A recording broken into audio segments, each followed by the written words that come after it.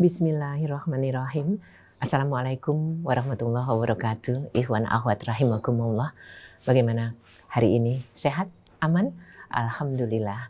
Dan syukur pada Allah hari ini kita bisa bersama-sama kembali di psikologi keluarga yang mudah-mudahan membuat kita semakin mampu menjadi hamba Allah sebagaimana yang diinginkan Al-Quran ya, menjadi ayah bunda, menjadi adik kakak, menjadi menantu atau mertua, apapun peran kita. Sekali lagi syukur kepada Allah Subhanahu wa taala atas karunia kebersamaan pagi hari ini, dan tidak lupa salam selawat kita lantunkan kepada kekasih kita junjungan umat Muhammad Rasulullah SAW beserta keluarga dan kerabatnya. Dan untuk pagi ini alhamdulillah Ustadz Hussein, Assalamualaikum warahmatullahi wabarakatuh Ustadz. Pak Abu Bakar juga sudah siap untuk mengisi, membuat tabung jiwa kita penuh dengan pemahaman yang semakin keren ya. Dan untuk itu sebelum kita mulai, kita akan bersama-sama membaca Ummul Kitab. Silahkan Ustadz. A'udzu billahi minasy syaithanir rajim. Bismillahirrahmanirrahim. Alhamdulillahi rabbil alamin. Ar-Rahmanir Rahim. Maliki yaumiddin. Iyyaka na'budu wa iyyaka nasta'in. Ihdinas siratal mustaqim. Siratal ladzina an'amta 'alaihim ghairil maghdubi 'alaihim waladdallin. Ustadz, kasus hari ini dari wanita dua-duanya. Jadi untuk yang menyimak bersama Radio Silaturahim, kasus yang pertama Ustadz Hussein dan Ustadz Abu Bakar, saya seorang istri saat ini dengan 2 anak laki-laki dan 1 anak perempuan. Saya ingin punya keluarga yang sakinah, mawadah, warahmah. Tapi rasanya susah sekali menjalaninya. Karena suami saya berkeinginan yang sama, tetapi yang dia lakukan tidak sesuai. Di rumah, pulang dari aktivitas di luar, langsung saja asik dengan dunianya. Entah itu HP atau televisi. Kalau diajak sholat berjamaah selalu mengatakan duluan aja deh. Diajak ngaji bareng katanya, kamu ngaji saya dengerin. Jika saya mengaji di dekat dia, nggak lama dia pasti menghindar. Kami tidak pernah bertengkar sih Ustadz, tapi ya hidup kami begini-begini aja, nggak ada variasi. Terus terang 10 tahun saya menikah, saya mulai merasakan kejenuhan dan saya berusaha untuk pisah. Salah nggak sih Ustadz kalau saya punya perasaan ingin pisah? Mohon pencerahannya. Kemudian yang satunya, boleh nggak sih saya punya perasaan nggak suka sama suami Ustadz? Karena setiap apa yang diucapkan dan apa yang dilakukan selalu saja membuat saya nggak suka. Jadi saya melayaninya juga sekedarnya saja. Saat ini saya sudah menikah 7 tahun. Suami saya lebih muda 4 tahun dari saya. Mohon pencerahannya. Ya, silahkan Ustaz. A'udzu billahi minasy syaithanir rajim. Bismillahirrahmanirrahim. Alhamdulillahi rabbil alamin. Allahumma salli wa sallim wa barik ala abdika wa rasulika sayyidina wa nabiyyina Muhammadin wa alihi wa sahbihi wa sallim. Subhanaka la ilma lana illa ma 'allamtana innaka antal alimul hakim. Wala haula wala quwwata illa billahil aliyyil azim. Rabbana atina min ladunka rahmah wa hayyi' lana min amrina rasyada. Rabbana zidna ilman wa alhiqna bis salihin.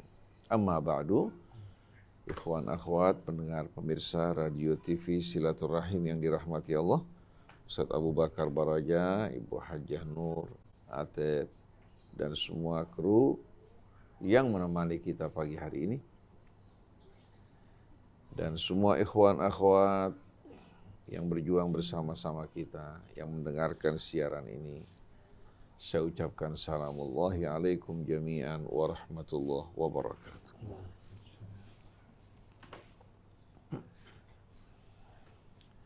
Tidak ada satu problem kecuali ada jalan keluar. Sebagaimana tidak ada satu penyakit kecuali ada obatnya. Allah Subhanahu wa ta'ala tidak membiarkan ada penyakit yang tidak ada obatnya. Cuma dibutuhkan upaya untuk mencari, menemukan obat yang sesuai. Begitu pula baik dalam kehidupan pribadi kita atau kehidupan berumah tangga kita, kehidupan bermasyarakat kita, berbangsa, bernegara kita, tidak ada satu problem yang tidak dapat dipecahkan. Bagaimana cara kita memecahkan problema tersebut? Pertama-tama, kita betul-betul harus mengkhusyukkan hati kita memohon kepada Allah Subhanahu wa ta'ala hidayah dan petunjuknya. Dan ini yang diungkapkan oleh para penghuni surga ketika mereka sukses dari ujian dunia.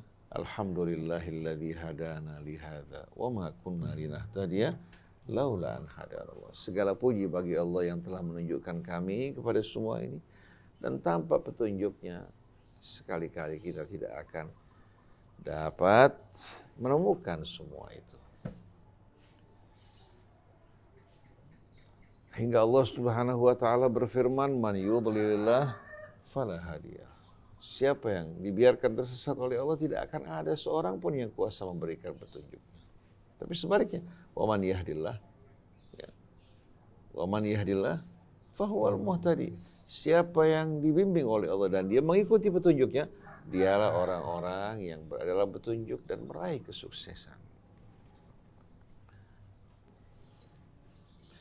Dalam ayat yang lain, wa may yudlilillah fala hadiyalahu wa yadharuhum fi tughyanihim ya'mahun.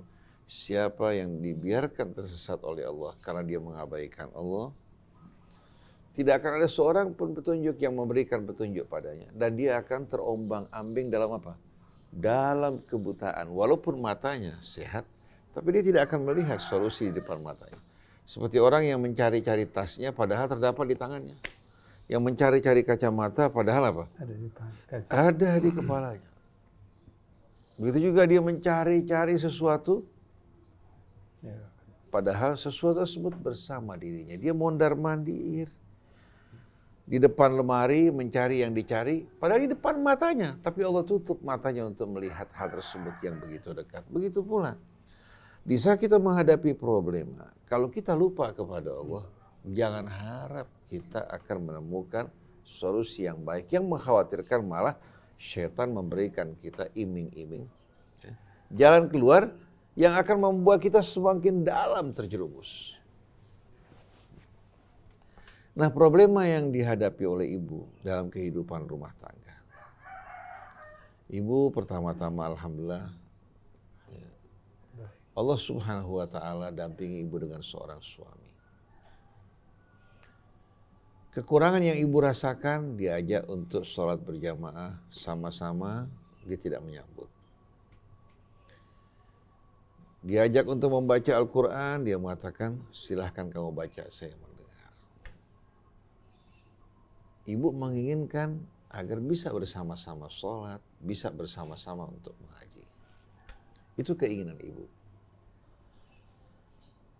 Bisakah ibu memanjatkan kepada Allah Subhanahu wa ta'ala, memohon kepadanya dengan tulus agar Allah Subhanahu wa ta'ala memberikan hidayah kepada suami dan juga kepada ibu? Agar Allah Subhanahu wa ta'ala melunakkan hati suami untuk dapat betul-betul bisa berjamaah mengaji Al-Quran. Suami ibu, ya, kalau tidak berhalangan sholat di masjid, kalau ingin sholat di rumah lagi bersama ibu mengulangi sholat, tidak menjadi soal. Jadi saya lihat di sini sebetulnya bukan hanya masalah sholat, bukan hanya masalah sholat berjamaah, bukan juga hanya masalah mengaji Al-Quran, tapi ibu mengalami kejenuhan. Dan kejenuhan yang ibu alami ini, dialami juga oleh banyak orang. Akhirnya ibu menjadikan sholat jamaah sebagai apa? Sebagai alasan, begitu juga mengaji Al-Quran. Karena banyak saya jumpai suami istri yang sholat berjamaah juga mengaji Al-Quran juga mengalami apa? Kejenuhan. Lalu dia mencari-cari alasan yang bisa menjadi apa? Bisa menjadi apa? Pembenaran. Dia mencari alasan suaminya kurang mesra, suaminya terlalu acuh. Sampai dia mengatakan, Ustadz, saya merasa semenjak saya menikah dengan suami saya ini, dia bilang bukan tipe saya. It's not my type, dia bilang, katanya, bukan tipe saya. Padahal sudah sekian lama dia menikah. Bahkan memiliki beberapa anak. Sebagian anaknya sudah menikah. Ya, tahu-tahu dia mengucapkan hal ini. Nah, ini sebetulnya merupakan satu ucapan, ya, kalau kita perhatikan, di belakangnya ada sesuatu. Kalau setiap orang karena kejenuhan, ya, lalu dia menginginkan untuk memutuskan, membubarkan rumah tangganya, maka orang semacam ini tidak akan pernah terlepas dari kejenuhan. Dan pasti dia akan mengalami hal yang sama. Kalau dia melakukan hal yang sama, usia kita ini berapa? Masa-masa muda kita juga kira-kira bertahan berapa lama? Nah, kalau ibu sudah menikah, berumah tangga, mengapa ibu tidak berusaha untuk memohon pada Allah untuk memberikan jalan keluar? Setelah itu, ya, coba ibu duduk bersama-sama melalui komunikasi yang baik. Komunikasi yang indah itu merupakan satu cara yang amat betul-betul apa? Yang amat tepat, yang amat ideal untuk menemukan sebab persoalan yang sebenarnya. Kemudian kalau seandainya bapak dan ibu telah menemukan sebabnya, tapi tidak tahu jalan keluarnya, tanya pada orang yang ahli. Yang bisa memberikan nasihat yang baik dan masukan. Karena ada kemungkinan hal ini kesalahannya bukan hanya pada bapak, tapi juga ada pada ibu. Atau pada bapak dan ibu berdua. Bapak dan ibu tidak tahu jalan keluarnya. Karena biasanya orang yang berhadapan dengan masalah, ya, tidak melihat. Dia apa? Dia tidak bisa melihat solusi dengan jelas. Karena masing-masing terbawa oleh emosinya, terbawa oleh perasaannya. Dia menginginkan pasangannya untuk mengikuti perasaan dia. Sebaliknya juga, lawannya juga apa? Menginginkan dia mengikuti perasaannya. Seandainya perasaan ibu dituruti, apakah ibu akan menemukan jalan keluar? Seandainya katakan suami mau berjamaah bersama ibu, mengaji Al-Quran, apakah kejenuhan ibu akan hilang? Ibu akan mencari lagi sebab yang lain. Dan ini menurut pengalaman saya, ya, sebetulnya ini namanya pelarian. Merupakan apa? Bentuk pelarian. Nah, jangan lari dari persoalan. Karena belum tentu kalau ibu berpisah dari suami. Ya. Kalau ibu masih tetap seorang diri, ibu akan merasakan beban yang berat. Ibu akan merasakan kesepian, kejenuhan yang lebih berat lagi daripada saat-saat ibu bersuami. Masih ada suami di samping, masih ada anak-anak. Atau kalau seandainya ibu menikah dengan pria lain, belum tentu pria lain yang ibu harapkan, ibu bayangkan sebaik dengan apa? Pria yang pernah ibu nikahi. Oleh karena itu banyak perempuan-perempuan yang terbawa emosi minta berpisah dari suaminya. Kemudian dia menikah dengan pria lain. Dia temukan ternyata suaminya yang dulu lebih baik dari pria yang baru. Dan kita tahu bahwasannya manusia itu selalu menginginkan apa? Sesuatu yang baru. Menginginkan variasi dalam hidup.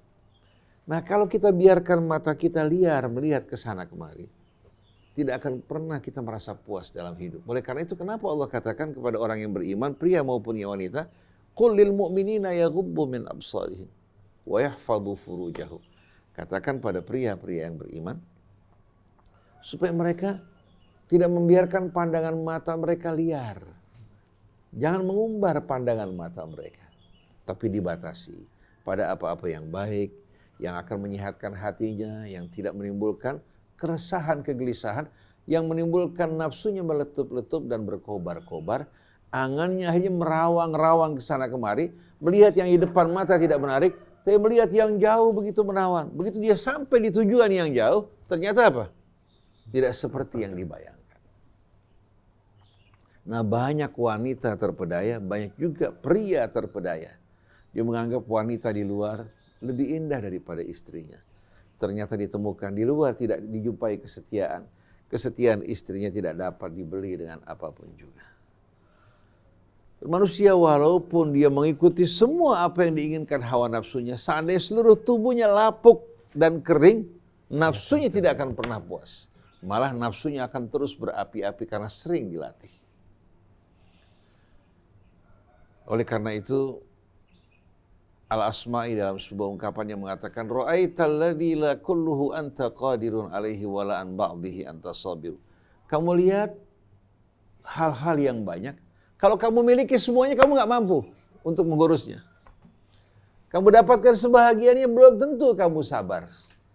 Akhirnya apa? Karena pandangan yang kita umbar, akhirnya bagian percikan api yang menyala membakar jiwa kita. Akhirnya kita nggak puas dengan ini, nggak puas dengan itu. Seperti seorang wanita, gemar berkeliling ke butik-butik, ke toko-toko. Melihat pakaian ini, dia suka, dia beli. Akhirnya pulang ke rumah, ya, dipakai sekali, dua kali dia jemu, ingin pakaian yang lain lagi. Berganti-ganti, akhirnya terkena penyakit yang dikenal dengan nama Imelda Syndrome. Imelda Syndrome. Imelda Syndrome ini penyakit muncul, ya, dikaitkan dengan Imelda Marcos. Kegemaran dia untuk menghibur dirinya, keliling berbelanja. Walaupun dia nggak pakai, beli sepatu, beli ini, beli itu, walaupun tidak dipakai, yang penting apa? Beli. Dia beli untuk menghibur dirinya. Ya, penting. Akhirnya waktu suaminya jatuh, Imelda mengungsi, sekian ribu pasang sepatu tertinggal di sampai dia mengatakan Kori mencuri sepatunya.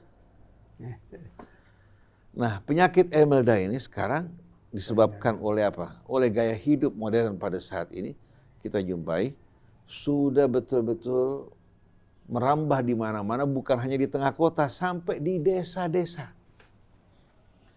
Nah, ibu dalam kehidupan rumah tangga pasti ibu menghadapi saat kejenuhan. Suami juga begitu. Nah, bila suami di saat jenuh langsung berpikir untuk berpisah, atau istri di saat jenuh langsung berpikir untuk berpisah, apa jadinya? Banyak. Oleh karena itu solusinya datang kepada Allah. Mohon bersama-sama. Ibu jelaskan pada suami, kondisi seperti ini kondisi yang apa? Yang tidak baik untuk Anda berdua. Coba mari bersama-sama kita memohon kepada Allah untuk memberikan petunjuk kepada kita. Dan ibu bersama suami coba berkomunikasi dengan baik untuk menemukan sebab utamanya. Dan saya punya dugaan sebab utama yang menimbulkan rumah tangga tidak harmoni, tidak bahagia, karena kita jauh dari Allah. Itu sebab yang paling utama. Begitu seorang laki, seorang istri jauh dari Allah, rumah tangga akan berubah menjadi apa? Itu bentuk peringatan. Bentuk peringatan bahwa tubuh kita sedang diserang oleh virus atau bakteri. Tapi di saat kita bertaubat mendekatkan diri kepada Allah, hati kita betul-betul terisi dengan kebajikan, kata-kata yang lembut, insya Allah gairah, cinta, kerinduan, ya, kehangatan akan muncul kembali. Oleh karena itu, apa yang diungkapkan Bimbo itu sebetulnya merupakan ungkapan yang amat indah.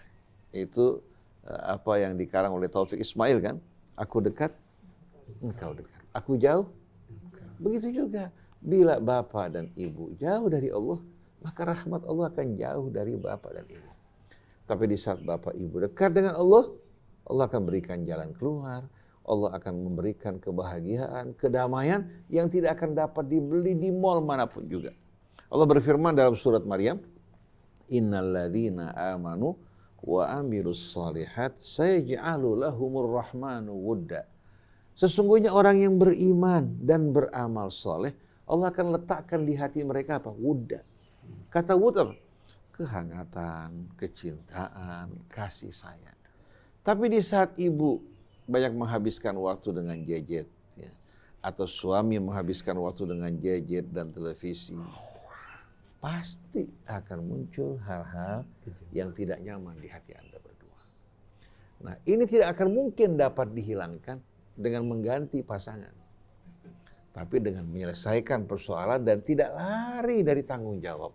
Oleh karena itu dibutuhkan suasana untuk saling mengingatkan, wa tawasau bil haqqi wa tawasau bis sabri. Jadi nggak cukup hanya amanu wa amilus salihat, tapi wa tawasau bil haqqi wa tawasau bis sabri. Dan alhamdulillah saya temukan pasangan suami istri yang tadinya tegang, sering ribut, masing-masing mencari alasan. Alasan bahwa sebabnya ini, yang satu mengatakan sebabnya ini. Begitu kita tanya dan periksa sama-sama, apa betul yang kamu ucapkan sebab utamanya. Coba kamu renungkan baik-baik. Kalau seandainya ini semua terselesaikan, kamu bisa nggak kira-kira rukun kembali? Nggak bisa, Ustaz. Berarti masalahnya bukan pada apa yang kamu sebutkan, masalahnya hati kalian berdua. Kalian jauh dari Allah, bagaimana Allah akan tuangkan rasa rahmat di hati kalian? Coba kalian dekat bersama Allah, beristighfar, merenungkan ayat-ayat suci Al-Quran, berbuat kebaikan pada sesama, dan jangan pernah bosan jemu untuk menggunakan kata-kata yang baik untuk pasangan Anda, untuk orang di sekeliling Anda. Semua ini akan menumbuhkan cinta dan kasih sayang. Jadi saya punya pendapat dalam hal ini. Persoalan suami tidak berjamaah bersama-sama. Begitu juga tidak mengaji bersama-sama. Ini sebetulnya efek dari sesuatu. Coba cari sebab utamanya. Apakah selama ini ibu dan suami dekat dengan Allah? Kemudian dalam rumah tangga juga kira-kira usaha yang menghasilkan nafkah untuk rumah tangga, apakah usaha yang bersih? Karena setiap kita melakukan kesalahan, akan muncul kegelapan di hati kita, sebagaimana firman Allah, kalla bal rana ala qulubihim ma kanu yaksibun. Apa yang diperbuat manusia itu akan menimbulkan apa? Perbuatan buruk menimbulkan karat-karat yang menutupi hati mereka. Akhirnya begitu karat menutupi hati, mereka terhijab dari Allah. Kalla innahum ar-rabbihim yawma idzin lamahjubun. Pada hari tersebut, di hari kemudian nanti, mereka terhijab dari Allah. Kalau dalam kehidupan dunia, sebagai peringatan rahmat Allah, ya, cahaya Allah, keteduhan akan meninggalkan hatinya sampai dia kembali pada Allah. Jadi kembalilah kalian berdua kepada Allah. Insya Allah Allah akan buka jalan kalian. Wa man yattaqillah yaj'al lahu makhraja. Siapa yang bertakwa pada Allah, Allah akan berikan jalan keluar. Wa yarzuqhu min haitsu la yahtasib, dan Allah berikan baginya rezeki dari jalan yang tak terduga-duga. Dan ini betul-betul kita buktikan dalam pengalaman kita. Jangankan suami istri, antara anak dan orang tua.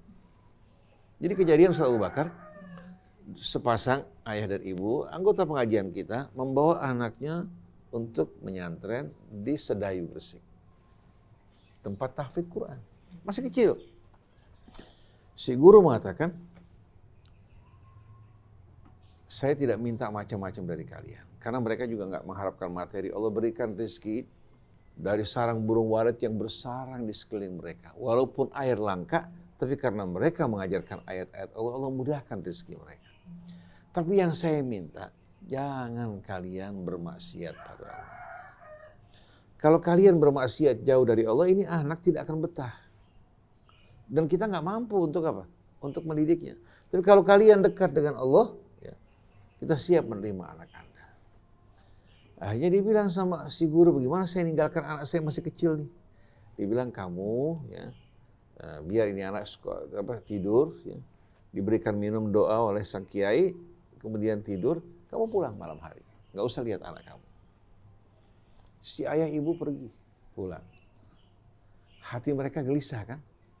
Telepon pada gurunya, bagaimana anak saya? Anak kamu tenang, alhamdulillah. Tapi ingat, jangan melakukan perbuatan yang tidak benar. Itu anak alhamdulillah semenjak saat itu belajar dengan baik menghafal Quran. Sampai satu hari si anak berubah menjadi apa? Malas, binal, bermain, dan enggan untuk belajar. Si guru langsung telepon pada orang tuanya. Saya ingat betul. Apa yang kalian lakukan? Anak kamu ini ternyata apa? Dalam keadaan tidak wajar. Kalau kalian tidak perbaiki diri kalian, anak kalian bawa pulang ke rumah. Ternyata pada saat itu, suami istri lagi cekcok, lagi ribut. Juga karena kesalahan mereka. Karena mereka lupa kepada Allah, akhirnya berakibat suami istri nih. Akhirnya begitu mereka dengar kisah tersebut, langsung mereka bertaubat, memperbaiki diri mereka. Si anak subhanallah kembali normal. Jadi kita lihat bagaimana hubungan anak dan begitu juga suami istri. Satu berbuat salah akan membawa kegelapan. Jadi jangan ibu hanya menyalahkan suami, itu periksa sama-sama dengan ketulusan. Karena kalau ibu mau cari jalan keluar di luar karena jenuh ingin pisah, belum tentu ibu dapat suami yang sebaik suami ibu. Nanti ibu ingin kembali pada yang lama sudah apa? Sudah menikah dengan yang lain. Dan terang-terangan kebosanan ini sebetulnya bukan hanya penyakit seorang manusia. Bukan hanya penyakit ibu, penyakit semua orang. Tapi subhanallah Allah kasih bukan hanya mawaddah yang akan tumbuh, tapi rahmat. Semakin tua, semakin dekat, semakin susah untuk dipisahkan. Oleh karena itu jangan jauh-jauh dari Allah, hingga bapak ibu juga dekat dari rahmat Allah. Karena saya tidak mampu sama sekali memberikan obat atau meracikan obat dari luar yang berhubungan dengan hati. Karena hati berhubungan dengan Allah. Hanya Allah yang kuasa untuk membuat hati yang tadinya jenuh kembali bergairah, kembali hangat. Dua hati yang berpisah, yang kuasa untuk menyatukan mereka hanyalah Allah. Seperti firman Allah, asallahu an yaj'ala bainakum wa bainal ladzina adaitum minhum mawaddah wallahu qadir wallahu ghafurur rahim. Mudah sekali bagi Allah untuk menjadikan di antara kalian dan orang yang kalian benci, yang kalian musuhi, apa? Hati kalian dapat bersatu dan saling mencinta. Allah Maha Kuasa. Allah juga Maha Pengampun lagi Maha Penyayang. Maka kembalilah pada Allah, dekatkan diri kepadanya. Begitu Bapak Ibu dekat dengan Allah, rahmat, kebahagiaan akan dekat dengan kalian. Adapun pertanyaan yang kedua, sebetulnya juga mirip dengan yang pertama. Ibu menikah dengan seorang pemuda yang selisihnya 4 tahun lebih muda. Biasanya kalau perempuan menikah dengan laki-laki yang lebih muda, biasanya rasa khawatirnya lebih besar biasanya. Cemburunya lebih besar. Seperti yang terjadi pada Liz Taylor. Elizabeth Taylor ya, menikah dengan seorang pemuda yang jauh usianya. Karena kegagalan berumah tangga sebelumnya, dia menikah dengan seorang pemuda yang selisihnya jauh. Rupanya pada saat itu dia ingin tunjukkan pada teman-teman artisnya walaupun dirinya sudah tua, tapi mendapatkan suami yang muda. Akhirnya berakhir membuat dirinya masuk ke mana? Pusat rehabilitasi. Menjadi pencandu. Karena kebahagiaan bukan ada pada yang muda atau ada yang pada yang tua, bukan. Kebahagiaan di hati dan hati berhubungan dengan Allah Subhanahu wa taala. Di mana Allah mengingatkan dalam suratul Anfal, wa'lamu annallaha yahulu bainal mar'i wa qalbi. Ketahuilah sesungguhnya Allah merintangi antara seseorang dengan hatinya. Hati bukan di tangan dia, walaupun di tubuhnya, hati bukan di tangannya. Kalau bapak ibu kembali pada Allah, hati bapak dan ibu akan betul-betul berada pada kondisi yang amat menenteramkan, membahagiakan. Tapi di saat bapak ibu jauh dari Allah, walaupun harta bergelimangan di hadapan, walaupun dalam kedudukan yang tinggi, apakah mereka orang-orang yang kaya, yang berkuasa, bahagia? Orang yang paling takut, paling merana adalah mereka. Hidup mereka paling gelisah, mirip dengan seekor kucing yang menggigit tulang, takut teman-teman yang mengambil tulangnya. Ini merupakan fakta. Jadi berkaitan dengan ibu yang merasakan bahwa suami ibu yang muda ini ngomong, bikin jengkel, bikin kesel. Ya. Coba usahakan perbaiki ini semua. Dengan kembali bersama-sama pada Allah. Bukan hanya ibu, suami ibu juga kembali pada Allah. Dirikan sholat dengan baik. Ya. Kemudian juga berkata dengan baik. Ya. Kemudian kalau terkena kewajiban zakat, bapak ibu mampu keluarkan, berbuat baik kepada sesama. Orang yang suka berbuat baik pada orang di sekelilingnya, Allah Subhanahu wa taala buat hatinya bagikan kebun yang penuh dengan berbagai macam bunga-bunga yang harum semerbak dan buah-buahan yang menawan. Coba betapa indahnya kalau bapak ibu buka pintu jendela, lihat ada anggurnya, ada apelnya, ada jeruknya, ada bunga-bunga yang mengeluarkan aroma semerbak. Nah, semua ini hanya bisa ditanam dengan kebaikan. Kata-kata yang baik, perbuatan yang baik akan membuat hati kita menjadi taman yang indah. Tapi ingat, kata-kata yang buruk, perbuatan buruk akan membuat hati kita mirip dengan kebun alang-alang. tempat bersarangnya lipan, kalajengking, ular mengerikan. Jadi berbuat baiklah, berkata baiklah, ilaihi yas'adul kalimut thayyibu wal amalus salihu yarfa'u, yang naik ke sisi Allah kata-kata yang baik dan amal-amal yang baik diangkat ke sisi Allah. Itu yang akan membuat hidup kita menjadi indah. Tapi kata-kata yang buruk, yang menyakiti orang, perbuatan-perbuatan zalim, itu akan membuat jiwa menjadi gelap dan gersang sampai air muka tidak menawan, sorot mata juga menjadi tidak menawan. Dan yang lebih mengerikan, orang kalau suka berbuat zalim, ucapannya nyelkit. Tapi kalau orang yang suka berbuat kebaikan, kata-katanya subhanallah bisa menghidupkan bunga yang sedang tidur. Hati-hati yang sakit akan kembali sehat. Yang tidak punya harapan akan memiliki harapan. Itu kelebihan orang-orang yang suka berkata yang baik. Wa qulu linnasi husna. Jadi kita harapkan mudah-mudahan kedua ibu yang bertanya tadi, Allah Subhanahu wa taala tarik mereka untuk kembali kepada Allah, berdoa memohon petunjuknya. Kemudian menjalankan ibadah dengan baik dan berkomunikasi dengan baik. Coba berusaha untuk berkata baik, berbuat baik. Insya Allah akan terjadi perubahan yang amat besar dalam kehidupan kita. Wallahu a'lam. Masya Allah. Jadi ikhwan akhwat, kalau lidah begitu berperan dan memang luka karena lidah sedemikian luar biasa tidak bisa terobati dibandingkan dengan luka karena sayatan. Sementara kita merasa bahwa apa yang kita lakukan masih saja tidak menyenangkan, bukan buat diri sendiri tapi juga mungkin buat pasangan. Ini adalah satu kesadaran yang luar biasa. Tapi apa ya kira-kira kata Pak Abu Bakar terkait dengan masalah ini? Kenapa sih banyak sekali keluhan-keluhan muncul dari wanita? Apa karena wanitanya memang nggak sabaran atau karena pasangannya yang membuat dia atau merasa tidak nyaman? Mari kita simak apa yang akan dikatakan Pak Abu Bakar. Bismillahirrahmanirrahim. Assalamualaikum warahmatullahi wabarakatuh. Waalaikumsalam warahmatullahi wabarakatuh. Subhanallah. Pencerahan yang luar biasa. Ketika kita mengalami kejenuhan, ketika kita lagi memilih suka dan tidak suka. Jadi jenuh dan ada yang suka dan tidak suka, senang atau tidak senang, nanti akhirnya pun akan menjadi jenuh kembali. Kejenuhan itu terjadi karena kita tidak tahu apa yang kita lakukan. Kita hanya melakukan.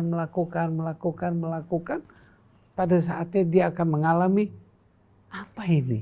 Dia akan jenuh. Karena yang dilakukan dia tidak tahu, dia tidak merasakan, tidak menikmati. Apa yang dilakukan itu tidak menikmati. Bagaimana dia bisa merasakan?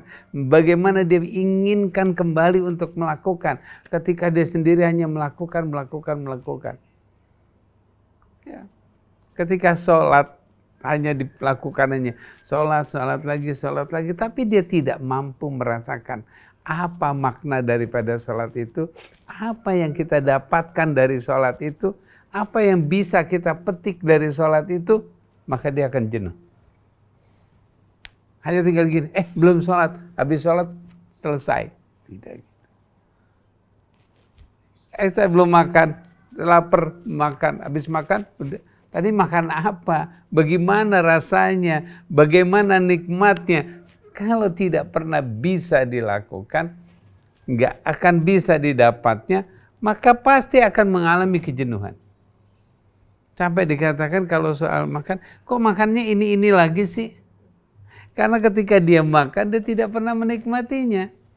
Begitu juga kehidupan dalam rumah tangga, begitu juga kehidupan menjadi seorang ibu, menjadi seorang suami, atau menjadi seorang ayah terhadap anaknya.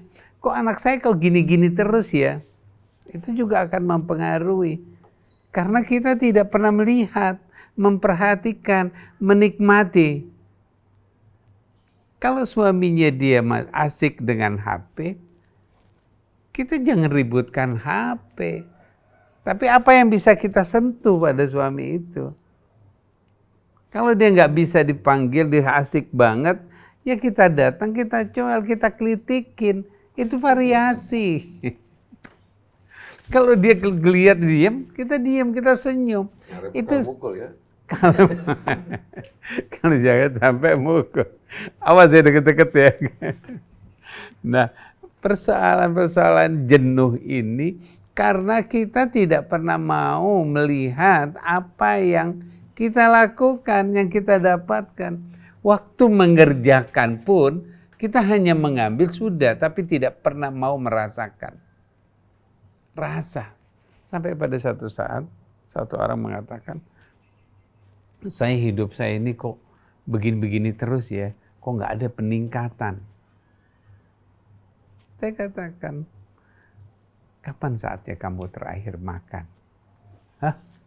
Bingung, kaget, padahal baru misalnya tadi baru makan itu dia bingung. Kapan terakhir kamu makan? Karena waktu dia makan itu dia tidak tahu. Kapan kamu melakukan sesuatu yang kamu rasakan nikmat pada saat itu? Itulah yang harus kita. Kapan kita mendapatkan sesuatu yang membuat kita setiap waktu, setiap saat, setiap kita melakukan sesuatu, saat itu dapat apa kita? Kita mendapatkan apa? Saat kita minum, apa yang kita rasakan? Ini yang paling terbaik. Sehingga kita nggak akan jenuh menghadapi kehidupan ini. Kita nggak akan pernah jenuh kalau kita bisa merasakan. Kita pergi, kita duduk bersama dengan suami, bersama dengan istri, bersama dengan anak-anak. Kita bingung karena apa? Kita dekat sama suami, yang kita pikirkan, ini kok main HP melulu? Yang kita lihat HP-nya. Bukan kita merasakan kita duduk dengan suami, bukan kita merasakan bersama lagi dengan anak-anak. Waktu melihat anak-anak, atau kita memperhatikan anak-anak, kok dia nggak mau belajar ya? Kok suami ini, kok dia diam aja suami ini? Kok dia kelihatannya lesu? Oh dia lagi mikirin apa? Yang kita perhatikan bukan yang ada, tapi yang kita perhatikan yang di luar sana. Bagaimana kita nggak mau jenuh? Kejenuhan itu terjadi. Suka, nggak suka, itu keinginan, bukan hati. Yang tadi sudah dikatakan, kalau kita dekat pada Allah, kita akan menyukai semua yang kita miliki. Tapi kalau kita sendiri cuman mengatakan suka, nggak suka, akhirnya yang kita inginkan seperti tadi dikatakan Imelda Syndrome itu, baru beli langsung kita sudah nggak suka. Begitu ngelihat nih, wih pajangannya bagus, senang, beli ah. Waktu kita sudah beli, langsung rasa suka kita berkurang. Kenapa? Kita hanya keinginan, bukan menjadi rasa kebutuhan. Bukan apa yang kita harus lakukan. Bukan. Tapi hanya keinginan. Ketika kita mempunyai satu hanya keinginan, habis kita beli, selesai. Kita tidak akan pernah ada lagi merasakan nikmatnya. Makanya, biar supaya kita tidak jenuh, apa yang kita lakukan dan apa yang kita rasakan. Ketika kita melakukan sesuatu, apa rasanya? Apa yang bisa kita nikmati? Apa yang kita bisa dapatkan dari? Ketika kita duduk di sini, kita mendengarkan informasi ini, apa yang bisa kita dapatkan? Bukan, oh, apa? Kadang-kadang kita mendengar, begitu ditanya lagi, tadi apa yang diungkapin? Apa ya? Apa ya? Karena kita tidak pernah mau mendapatkan sesuatu dari apa yang kita lakukan, kita dengar, kita lihat. Kita tidak ingin mendapatkannya. Nggak ingin merasakan apa yang kita dapat. Kita ngelihat, ya sudah ngelihat begitu aja. Kecuali yang nyakitin hati kita, itu akan tersimpan lama. Sesuatu yang bikin jengkel, itu yang akan terus, nafsu kita akan terus marah. Maka kita akan mengalami kejenuhan terus. Yang kita lihatin nggak sesuai dengan hati yang kita inginkan. Hati yang kita inginkan, bukan yang kita inginkan. Kalau kita cuma inginkan, mungkin saja nafsu lah yang masuk. Begitu nafsu, terus dia dikejar oleh nafsu, minta lagi, dan tidak akan pernah habis. Seperti yang tadi dikatakan, mau sampai kita sudah nggak bisa ngambil saja, tangan kita sudah lemah, ya, pakai bilang gini, mau dong, apa yang dimauin? Karena cuma nafsu itu hanya mau, tapi dia tidak pernah. Itukah dirinya? Itukah yang dibutuhkan? Itukah yang dia harapkan? Ini yang penting. Apa yang membuat kita tidak suka? Itu. Jadi kita katakan, apa sih yang membuat kita tidak suka? Mau suaminya lebih tua, 10 tahun, 20 tahun, atau lebih muda. Tapi kalau kita melihat, sesuatu itu adalah bagian dari diri kita. Seorang istri adalah bagian dari kita. Seorang suami adalah bagian dari diri kita. Maka kita tidak akan pernah yang namanya suka atau tidak suka. Karena dia bagian dari kita. Karena dia adalah diri kita. Kalau kita katakan saya nggak suka sama suami saya, berarti dia nggak suka sama dirinya. Karena dia sudah, apa yang membuat kalau dia memang melanggar hukumnya Allah, kita tinggalkan. Nggak susah-susah. Tapi kalau cuman keinginan kita berbeda, cari yang sama, selesai. Nggak perlu yang beda, nggak usah kita ributkan. Kalau dia misalnya nggak mau diajak ngaji, ya sudah biarkan. Dia nggak mau ajak sholat berjamaah, ya udah kita sholat di depannya dia.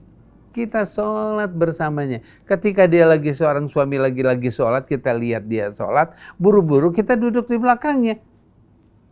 Biar bukan kita minta.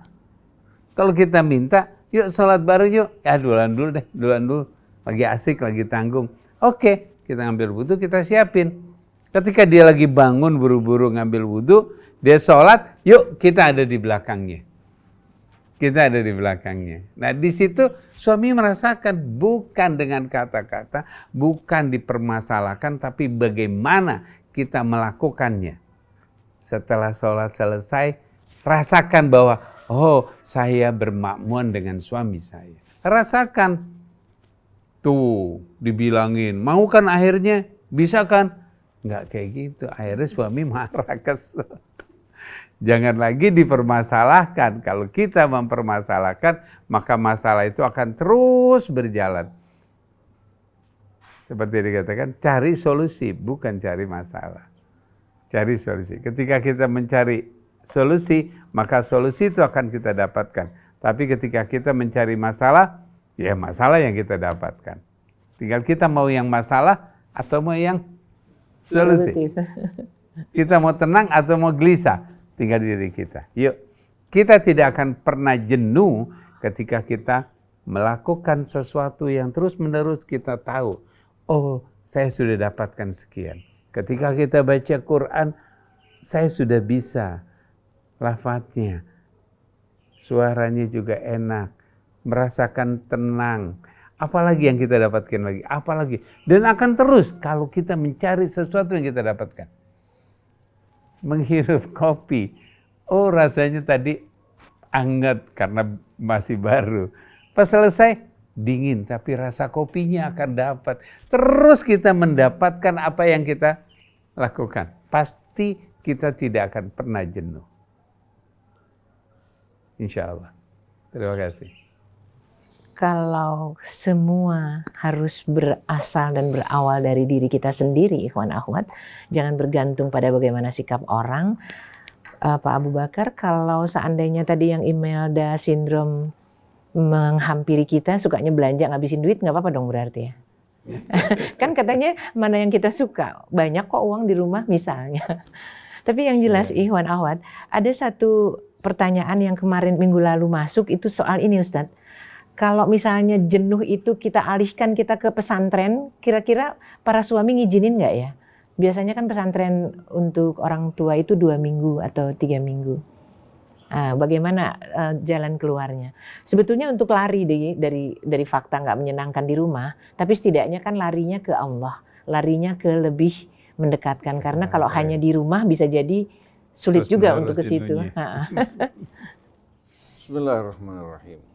Kalau seorang wanita meninggalkan rumah untuk menghibur diri, berdiam di pesantren selama 2 minggu, Begitu dia kembali ke rumah, dia akan menjumpai lagi persoalan Yang sama. yang Saya sama. sama. Akhirnya pada saat dia melarikan diri ya, dari kenyataan tersebut, ya, mungkin dia bisa menghibur dirinya bersama teman-teman, dia lupa sesaat. Tapi problema tidak terselesaikan.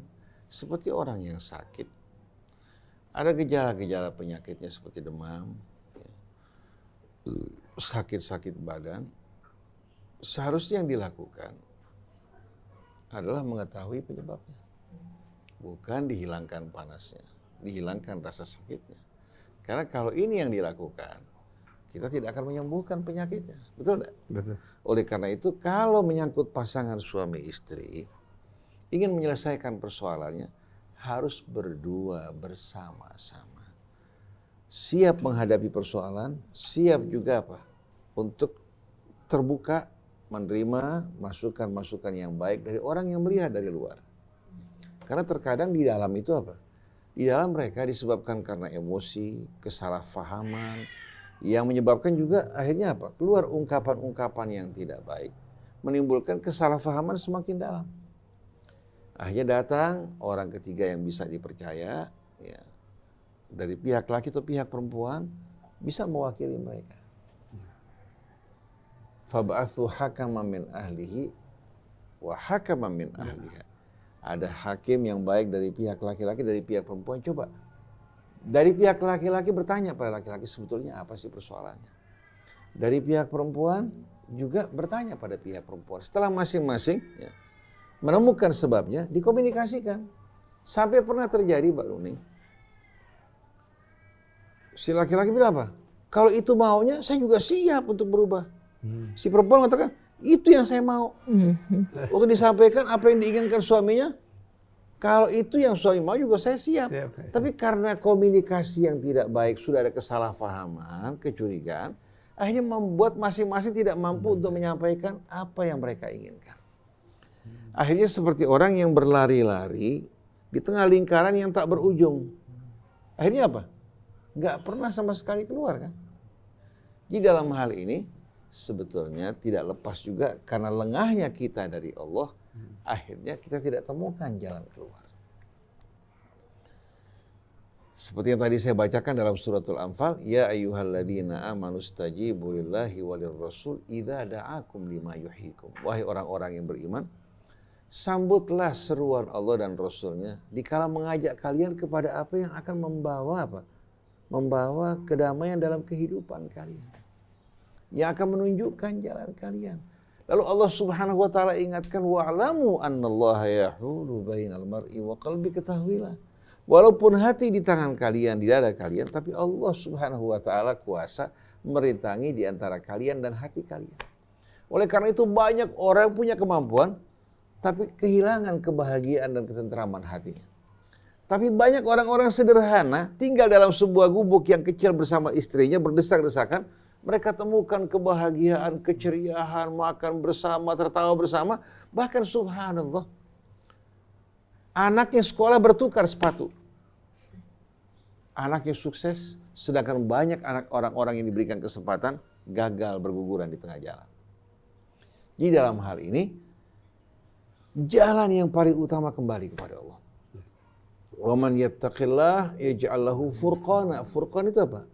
Yang akan membantu kita untuk melihat sesuatu dengan jelas, memisahkan di antara yang benar dan salah. Tapi di saat kita berada dalam suasana remeng-remeng, akhirnya kita melihat sesuatu apa? Secara tidak sempurna. Seringkali pandangan mata kita ini terpedaya, begitu juga pendengaran kita. Akhirnya berpengaruh terhadap sikap dan kebijakan kita. Dan kalau kita perhatikan, hubungan suami istri ini unik. Di saat seorang wanita lagi sayang sama suaminya, kalau ada apa-apa yang dicari siapa? Walaupun ada bapaknya, ada ibunya, ada saudaranya, yang dicari suaminya. Saya punya anak perempuan, kemarin mati lampu. Suaminya kebetulan di Depok. Kan ada kita di rumah. Begitu gelap, ketakutan yang ditelepon suaminya. Mengeluh pada suaminya. Padahal depan matanya ada abahnya, ada ibunya, ada saudaranya. Coba kita lihat. Begitu juga kalau lagi kesel, selalu yang menjadi lantaran siapa? Suaminya. Lagi sebel, dia Suami yang kenapa? sebel. Karena kedekatan hati. Iya. Jadi begitu lagi sebel, suami kenapa? Karena Begitu batinnya. juga suami. Di saat dia lagi kesel, walaupun gara-gara pekerjaan di luar, pulang ke rumah, ini gara-gara kamu nih. Betul nggak? Gara-gara kan? Kamu. Tapi di saat dia dalam keadaan baik, dalam keadaan bahagia, pujian-pujian keluar untuk istrinya. Atau katakan depan istri dia gengsi, dia nggak mau dibilang ntar istrinya apa? Akhirnya apa? Jadi besar kepala, di luar diakui ini semua alhamdulillah. Karena berkat istri saya yang baik, yang soleh, yang memberikan dukungan. Walaupun depan istrinya belum tentu. Padahal seharusnya ungkapkan kata-kata baik pada orang yang kamu cintai. Jadi jangan pernah kita beranggapan kalau kita keluarkan kata-kata baik untuk istri kita ini akan apa? Besar kepala? Tidak. Dia Akan akan membuka bertahan. hatinya. Masya Allah. Wanita juga begitu. Jangan pernah simpan kata-kata baik yang indah untuk suami. Tidak akan membuat suami besar kepala. Akan membuat suami terenyuh hatinya. Akan membuat suami peduli terhadapnya. Begitu juga terhadap anak-anak kita. Jangan kita kikir dengan kata-kata baik untuk mereka. Dan saya temukan, memang dari kata-kata baik ini apa? Dari kata-kata baik betul-betul akan melahirkan perbendaharaan yang bermacam-macam dari kebaikan. Hingga Allah berfirman mengingatkan kita, wa qul li ibadi yaqulul lati hiya ahsan. Katakan pada hamba-hambaku untuk berkata yang lebih baik. Lawan kita berbicara baik, kita yang lebih baik lagi. Dia berkata indah, berkata yang lebih indah. Inna syaitana yanzaghu bainahum. Karena syaitan itu berusaha untuk apa? Menimbulkan kebencian, permusuhan, kesalahpahaman. Inna syaitana kana lil insani aduwwan mubina. Sesungguhnya syaitan ini betul-betul musuh yang nyata bagi manusia. Nah, kata-kata yang baik, perbuatan yang baik, ya saya temukan ada seorang perempuan menikah dengan seorang laki-laki. Perempuannya cantik jelita, lakinya biasa-biasa saja. Waktu mau dikawinkan, ribut si perempuan menolak. Marah-marah, sampai di puada juga mukanya cemberut. Tapi berapa lama berumah tangga, si perempuan mencintai suaminya yang luar biasa. Di mata si istri, pria ini betul-betul Arjuna. Padahal prianya tidak tampan. Tapi kenapa? Karena selalu mengeluarkan kata-kata yang baik, memberikan perhatian. Wanita merindukan perhatian. Begitu juga laki-laki. Jangan dianggap laki-laki itu gagah, perkasa, punya uang, punya segala-galanya. Dia merindukan kehangatan. Dia pulang ke rumah mendapatkan keteduhan di rumah, mendapatkan sambutan, mendapatkan kemesraan. Matanya akan tertutup untuk melihat wanita-wanita cantik di luar. Jadi kata-kata yang baik, sambutan yang baik, dan jangan pernah kita gengsi, kita jaim terhadap apa? Pasangan kita. Tapi hendaknya kita berkata baik. Dan kita temukan betul-betul ya, dalam kehidupan rumah tangga orang-orang yang berbahagia, selalu kita jumpai, pokok utamanya perkataan yang baik. Sampai orang bilang, kamu diguna-guna ya? Kamu diguna-guna. Sampai dia berikan perhatian yang luar biasa pada istrinya. Padahal istrinya tidak terlalu cantik. Dia bilang betul istri saya mengguna-guna saya dengan kata-kata yang baik. Dengan sikap yang sabar, pemaaf, lapang dada. Ini merupakan guna-guna yang membuat saya tidak berpikir untuk mencari wanita yang lain.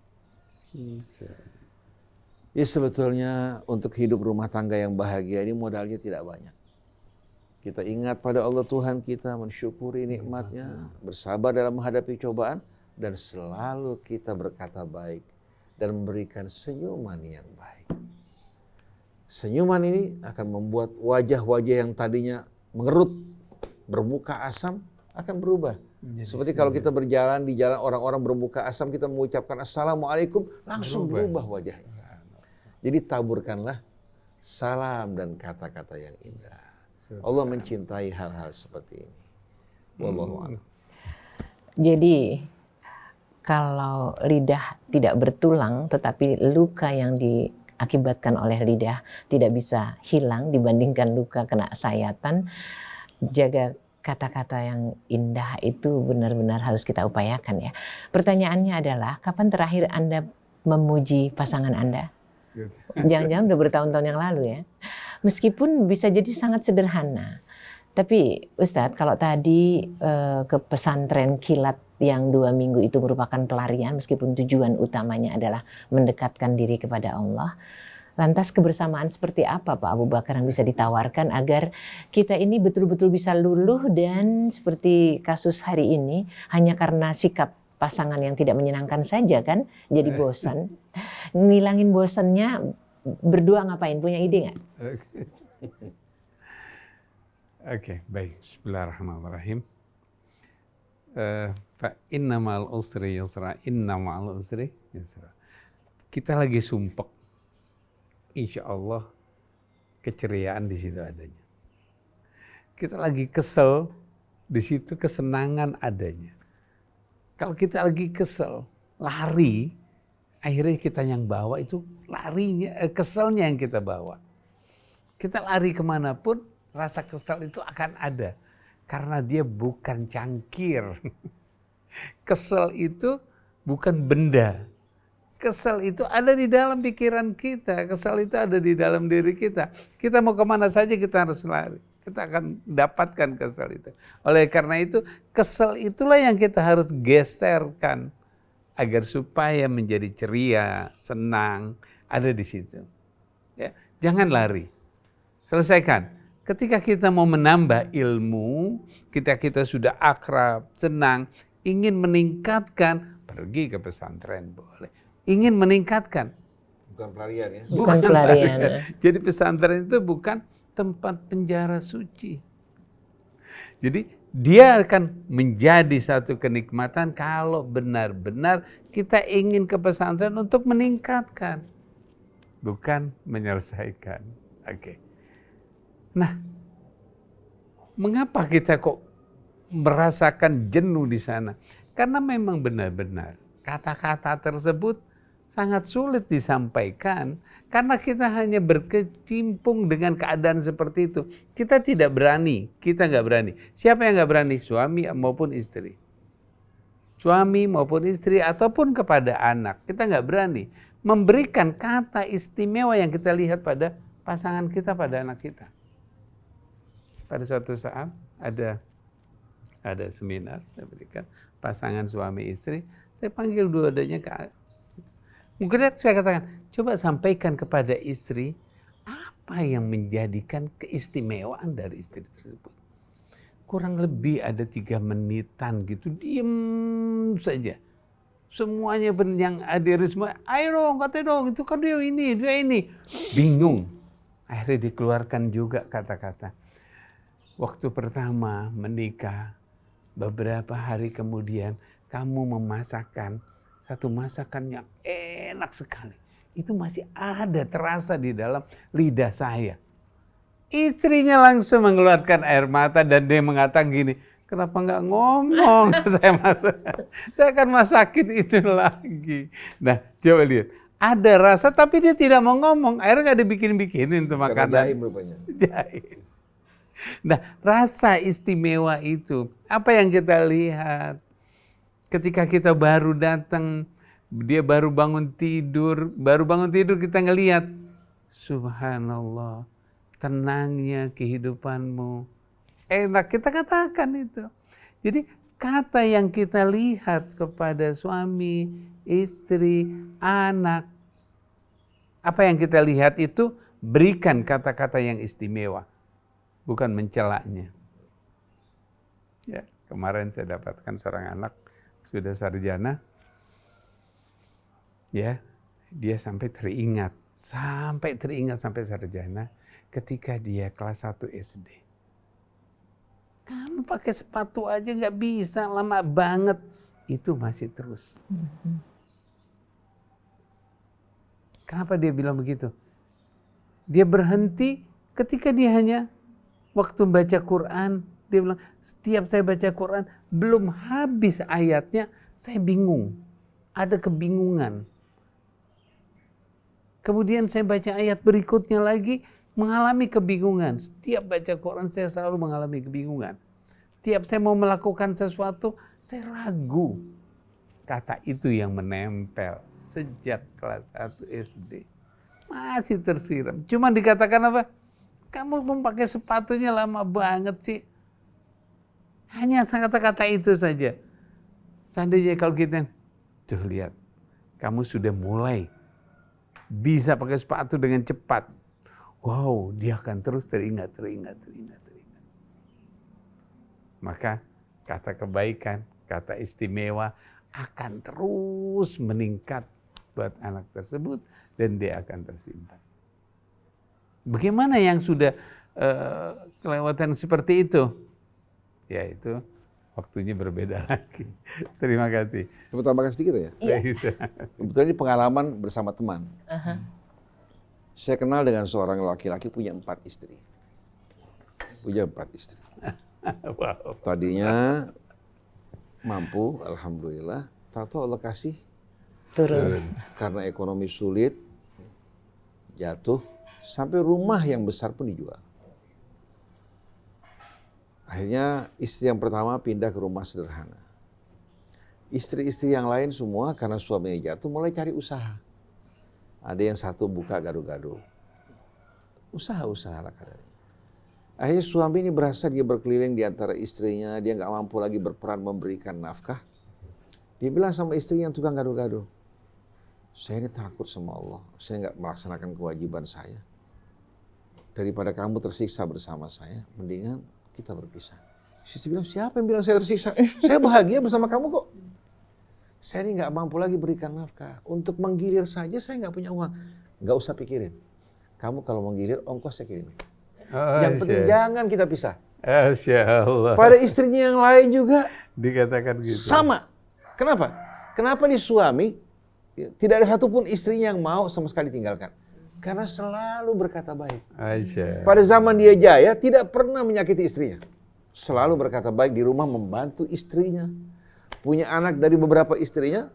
Tapi kita jumpai seorang laki-laki kredit card diberikan untuk istri. Mobil, ya. Supir pribadi, ya. Anak-anaknya apa yang dia mau diberikan. Si istri selalu ngeluh. Saya ini dicampakan, saya nggak dimanusiakan, saya diberikan kredit card, diberikan ini, tapi nggak pernah dia bertanya pada perasaan saya. Dia selalu merasa apa? Dia sudah berikan saya semuanya, saya kurang bersyukur. Padahal yang saya inginkan bukan semua ini, yang saya inginkan perhatian. Lalu ada wanita lain diberikan perhatian macam-macam, nggak betah hidup sama suami ini, mau ini nggak bisa, mau beli gelang nggak bisa, mau pergi ke sana nggak bisa. Jadi kita lihat sebetulnya persoalan kembali apa? Ada diri kita. Nah, kalau seandainya seorang laki-laki tidak kikir dengan kata-kata baik, membantu istrinya sebagaimana Nabi memberikan contoh, suami yang menyapu di rumah, suami yang ikut bersih-bersih menjaga anaknya, bukan suami yang takut istri. Nabi melakukan. Tapi kalau istri mengajak suaminya bermaksiat, mendorong berbuat salah, diikuti, baru namanya suami takut istri. Tapi sebaik-baiknya suami yang paling baik pada keluarganya dan pada manusia. Begitu juga sebaik-baiknya istri yang menjadi pendukung suaminya. Sebagaimana ketika Sayyidina Ali bin Abi Thalib alaihi salatu wassalam menikah dengan Sayyidah Fatimah, ditanya oleh Rasulullah, "Kaifa wajadta ibnati ya Ali?" Bagaimana kamu jumpai anakku wahai Ali? Apa jawabannya? Bukan bicara soal pintar masak, ya pintar berdandan, tidak. Ni'mal aun 'alallah. Saya jumpai Fatimah sebagai sebaik-baiknya pendamping pembantu saya yang mengiringi saya menuju Allah. Ni'mal aun 'alallah. Sebaik-baiknya pembantu yang mendukung saya menuju Allah. Karena suami juga butuh dukungan. Begitu juga istri, butuh dukungan dari suami yang mendukung dirinya untuk memperindah dirinya dengan kebaikan dan kemuliaan. Kalau suami berkata kasar, suami tidak memberikan apresiasi terhadap kebaikannya, bagaimana dia akan semangat? Suami selalu makan di luar. Bagaimana istri bersemangat masak di rumah? Tiap ditanya, sudah makan belum? Sudah masak. Sudah makan di luar sama teman-teman. Tapi kalau suaminya tidak pernah mau makan di luar, mau di rumah, si istri pasti akan betul-betul apa? Berupaya untuk belajar masak, kemudian memasak untuk suaminya masakan-masakan yang dia suka. Oleh karena itu berikan apresiasi. Berikan kata-kata yang indah, sebagaimana yang dilakukan Nabi untuk keluarganya. Jangan kita mencontoh gaya hidup jahiliyah. Yang jaga jarak antara suami istri, antara ayah ibu dengan anak. Ini merupakan budaya jahiliyah. Nabi mengatakan man la yarham la yurham. Yang tidak punya rasa rahmat di hatinya akan jauh dari rahmat Allah. Wallahu a'lam. Ustadz Hussein, terima kasih, Pak Abu Bakar juga, dan mudah-mudahan bahasan kita hari ini akan membuka sekat yang selama ini tertutup, dan kita semua punya PR, tulis 10 pujian untuk pasangan kita. Tulis dulu deh sebelum diucapkan karena bisa jadi susah. Kalau sudah ditulis, diucapin. Kirimkan. Iya, Jangan itu PR kita ya, ditulis, jadi ya, karena memang tidak mudah bagi kita yang tidak biasa mengapresiasi pasangan, apalagi memberikan jempol yang kelihatan lewat ucapan. Terima kasih sekali Ustadz bahasannya. Mudah-mudahan kita bisa menjadi pasangan yang jauh lebih menyenangkan bagi pasangan kita. Subhanakallahumma wa bihamdik asyhadu an la ilaha illa anta astaghfiruka wa atubu ilaik wa a'udzu bika. Wassalamualaikum warahmatullahi wabarakatuh.